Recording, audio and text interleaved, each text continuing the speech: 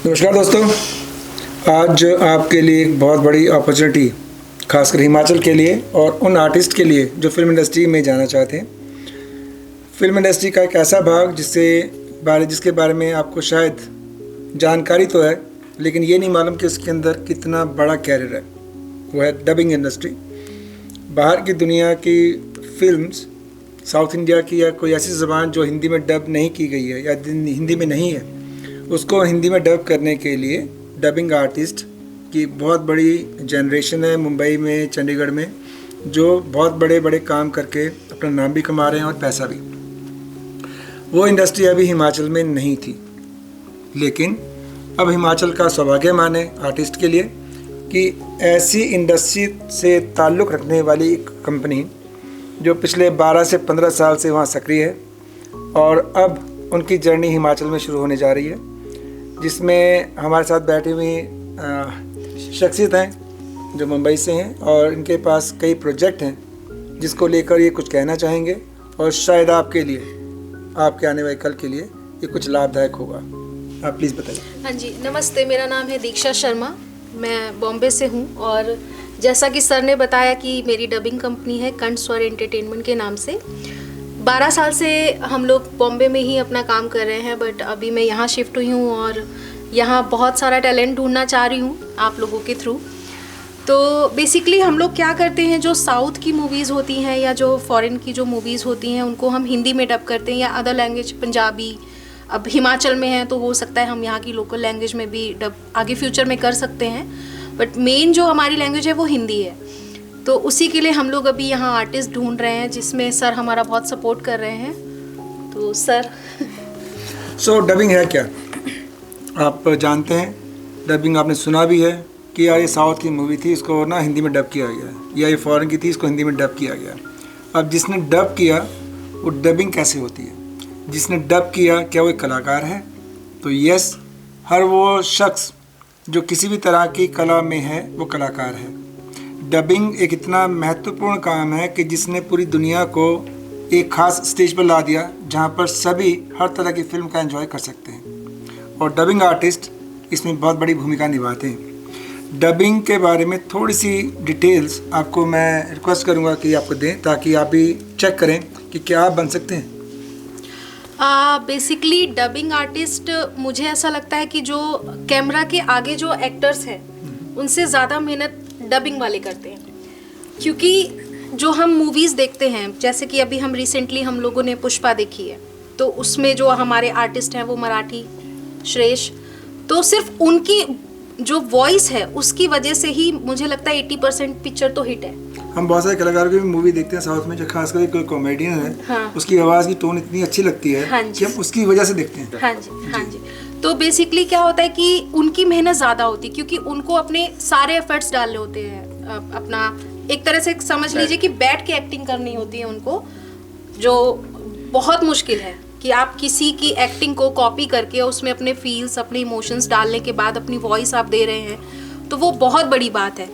तो मेरे ख्याल से डबिंग इजी नहीं है सर, जैसे एक्टिंग टफ है वैसे ही डबिंग भी बहुत टफ है। हाँ, लेकिन जो इंटरेस्टेड लोग होते हैं, जिनको करना ही है, डबिंग में जाना ही है या उनको अपना करियर बनाना है, तो उनके लिए बहुत अच्छा और बहुत क्लीन ये एक वे है वहाँ तक पहुँचने का। मेरे ख्याल से सिमरा भाई काम करें, आप थोड़ा चेक करके बताइएगा कि कौन कौन से डबिंग आर्टिस्ट हैं जो पहचाने हुए नाम हैं, और अभी बार चेक करें जब तक मैं एक लाइन बोलता हूँ। डबिंग बेसिकली है क्या? डबिंग उन जज्बातों को उसी ढंग से पेश करने का अंदाज़ है, उन बातों को, उन डायलॉग्स को उसी सलीके से बोलना और वैसे प्रेजेंट करना उस फिल्म की वैल्यू को बढ़ा देता है। हमारे सामने बहुत सारे एग्जांपल्स हैं जिनकी वजह से हम वो मूवीज़ को इसलिए अच्छा मान लेते हैं क्योंकि उनकी डबिंग बहुत अच्छी हुई है, और कई बार डबिंग अच्छी ना होने की वजह से हम वो फिल्म को अवॉइड कर देते हैं क्योंकि वो फीलिंग नहीं आ पाती है। डबिंग आर्टिस्ट बेसिकली ज़बान पर कंट्रोल रखने वाला होना चाहिए, वेरिएशन दे सके, उसको लैंग्वेज की स्पष्टता, अच्छे ढंग से बोल पाना बहुत इम्पोर्टेंट हो जाता है, क्योंकि हर ऑडियंस, देखने वाला, वो उसी ढंग से चीज़ों को देखता है जिस ढंग से वहाँ पे फिल्म में उसको करैक्टर का रोल मिला हुआ है। अब ऐसी स्थिति में डबिंग आर्टिस्ट को पूरी एक्टिंग जानने की ज़रूरत नहीं है, उसको सिर्फ इमोशंस जानने की ज़रूरत होती है कि कोई डायलॉग किस अंदाज में और किस हालात में बोला गया। ये हल्की सी साइकोलॉजिकल चीज़ है जो अगर आप समझ जाएंगे तो डबिंग आपके लिए बहुत आसान है।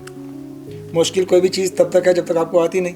किसी ज़माने में आपको साइकिल चलाने नहीं आता होगा, लेकिन जब आप सीख जाते हैं तो साइकिल आपको बहुत नॉर्मल लगती है, isn't it? सो अभी इनके पास 3 प्रोजेक्ट हैं और उन 3 प्रोजेक्ट के बारे में हम आपको बताएंगे और उसकी हम एक ऑडिशन रखने जा रहे हैं जिसमें कोई भी शख्स, खासकर वो शख्स जो इस कला से ऑलरेडी जुड़े हुए हैं, अपने ऑडिशंस में अपनी प्रेजेंटेशन दे सकते हैं। और ये पेड वर्जन्स हैं।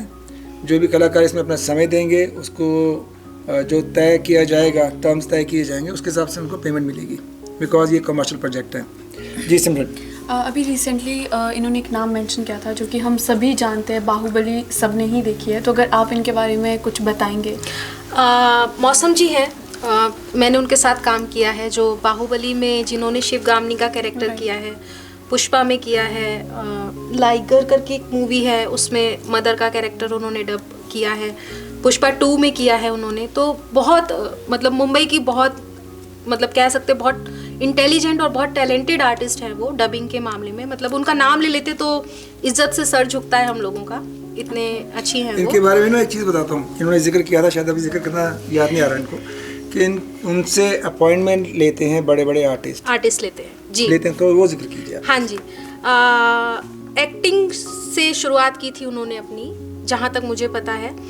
उसके बाद धीरे धीरे डबिंग में आई और तब उन्हें कोई पूछता नहीं होगा शायद, जब हम लोग मिडिल क्लास होते हैं तब नहीं लोग पूछते हैं, आसपास के लोग भी इग्नोर करने लग जाते हैं कि पता नहीं पैसे मांगने ना आ जाए, ऐसा कुछ। मैं इसमें एक बात पूछना चाहूँगी कि जैसे हमारे पास हिमाचल में अभी सर ने भी कहा कि उतना डबिंग के बारे में नॉलेज तो है, पर किस तरीके से वर्क करता है इंडस्ट्री में वो ज़्यादा लोगों को मालूम नहीं है। अगर मैं स्टार्ट करना चाहती हूँ, मैं अपने एग्जाम्पल दूँगी, तो मैं किस तरीके से एंटर कर सकती हूँ इस फील्ड में? देखिए, एग्जाम्पल से समझ आ जाएगा, वो जो आप एग्जाम्पल दे रहे थे मैम का। हाँ जी, तो आते हैं उसी पॉइंट पे। तो मौसम जी का ऐसा है कि अब लोग उनसे मिलने के लिए, उनसे बात करने के लिए या उनके साथ एक पिक्चर लेने के लिए अपॉइंटमेंट लेना पड़ता है उनके साथ। तो वहाँ से वहाँ तक पहुँचने के लिए मुझे नहीं पता उनकी जर्नी कैसी रही है, लेकिन यहाँ के लोगों को सपोर्ट अच्छा खासा मिल रहा है, तो मेरे ख्याल से यहाँ आप लोगों के लिए सब कुछ ईजी हो जाएगा। बाहर मेरे ख्याल से नहीं लगता सर मुंबई में इतना ज़्यादा भीड़ भाड़ में जाके आपको काम करने की ज़रूरत है, जब आपके शहर में एक चीज़ अवेलेबल है। जी हमारा टारगेट जो है ना, जो महसूस किया जा रहा था, जैसे पंजाब की अपनी इंडस्ट्री है, उड़ीसा की अपनी है, साउथ इंडिया की अपनी है, हर प्रदेश की अपनी अपनी है, हिमाचल की इंडस्ट्री नहीं है, फिल्म इंडस्ट्री नहीं है। तो वैसा कल्चर हम यहाँ पे लेके आना चाहते हैं ताकि यहाँ के कलाकारों को बहुत मौके यहीं पे मिल जाएं, उनको वहाँ जाकर नए लोगों के बीच में जाकर भटकना ना पड़े। बिल्कुल। तो उस उद्देश्य से हम लोगों ने यहाँ पे ये कार्रवाई स्टार्ट किया। नहीं, ये बहुत अच्छा है क्योंकि बॉम्बे जैसे शहर में बहुत स्ट्रगल है, बहुत ज़्यादा स्ट्रगल है। जो बाहर से जाते हैं पहले तो वो आउटसाइडर की नज़र में आ जाते कि नहीं ये आउटसाइडर है, और जो काम कर रहे हैं वो उनको कभी आगे बढ़ने नहीं देते हैं। अब यहाँ पे 5 लोगों की लाइन में आपको खड़ा होना पड़ेगा ऑडिशन के लिए, वहाँ आपको 5000 की लाइन में। तो अगर आपको एक इजी वे मिल रहा है आपकी मंजिल तक पहुँचने के लिए, तो आप इजी वे चूज करिए मेरे ख्याल से। हाँ, जो आप बात कर रहे हैं वो आई थिंक आपके एक्सपीरियंस है मेरा। हाँ जी। तो मैं चाहूँगी कि आप थोड़ा यहाँ के आर्टिस्ट के लिए किस तरीके से आपने एंटर किया, उसके बाद आप डबिंग में आए, उसके बाद आपने अपनी कंपनी स्टार्ट की, तो थोड़ा अगर आप बताएंगे कि कैसा स्ट्रगल रहा, क्या क्या चीज़ें फेस करनी पड़ती हैं। हाँ, तो और वो बताना इस अंदाज में ताकि डबिंग के बारे में जानकारी मिले, प्लस जोश ये रहे कि डबिंग भी एक वर्क है, काम है। नहीं, डबिंग बहुत अच्छा काम है। एक्टिंग तो है अपनी जगह, वो तो है ही, आपको नेम फेम आपको सब कुछ देता है, पर इसी तरह से डबिंग, क्योंकि अब धीरे धीरे ना सर हाईलाइट हो रही है डबिंग, पहले लोग नहीं जानते थे जी। अभी जब से ये साउथ इंडियन जो मूवीज अपनी हिट हुई हैं उसके बाद से ही क्रेज ज्यादा हुआ है, उसके बाद से कि भाई हमको भी डबिंग करनी चाहिए। अब हिमाचल का तो मुझे पता नहीं, मैं तो रिसेंटली यहाँ शिफ्ट हुई हूँ, तो डबिंग का क्रेज बहुत अच्छा है और काम भी बहुत अच्छा है, मज़ा आता है काम करने में। इसकी वजह से लोगों को इतनी वैरायटी देखने को मिल रही है। बिल्कुल बिल्कुल। आप यूट्यूब पे आप कितनी भी बाहर की मूवीज उठा लीजिए, सब अपने हाँ सारी डब्ड है, हिंदी डब्ड है, और आर्टिस्ट जब 1 2 3 4 5 पिक्चर करता है तो उसको खुद समझ में आ जाता है कि एक्चुअली उसको क्या करना है। उसको सब कुछ समझ में आने लगता है। वो करते हैं ना, वो प्रैक्टिस से ही सब कुछ क्लियर होती है चीजें। मैन परफेक्ट, हाँ जी। तो वुमेन भी परफेक्ट, वुमेन भी परफेक्ट हो जाती है। तो मेरी जो जर्नी रही है वो ऐसी रही है कि मैं लखनऊ से हूँ, यूपी की रहने वाली हूँ। मेरे फादर मदर पूरी फैमिली है। हाँ, मेरे फादर को कभी पसंद नहीं था जैसा बेटा ने बताया मेरे फादर को कभी पसंद नहीं था कि मैं किसी एक्टिंग लाइन में जाऊँ। बेसिकली मैं इंटीरियर डिज़ाइनर हूँ, मैंने दिल्ली से पढ़ाई की है।